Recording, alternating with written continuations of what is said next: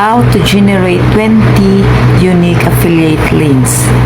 Okay, so pindutin natin yung generate 20 unique affiliate links.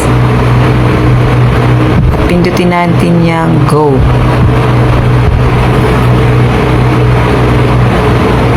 Dito, pwede kayong maghanap yan. Scroll nyo lang pataas or dito, pwede nyo i-type kung anong product ang gusto nyo. Ayan. So, maghanap lang kayo dyan kung anong gusto nyo yung product. So, halimbawa ito, mga langga, ayan. Pindutin natin yan. And pindutin natin yung parang share doon sa taas. At pindutin natin yung copy link. Back natin. Okay, and then back ulit. At pindutin natin yung manage.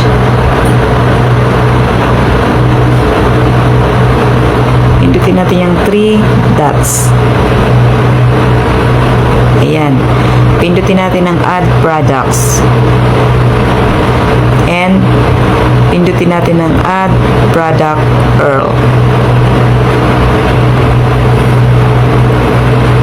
Dito ipi-paste natin yung kinapi link natin.